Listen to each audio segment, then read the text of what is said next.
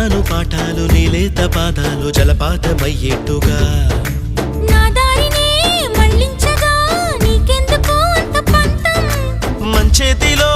ఉంటే కదా ప్రేమించడం మానటం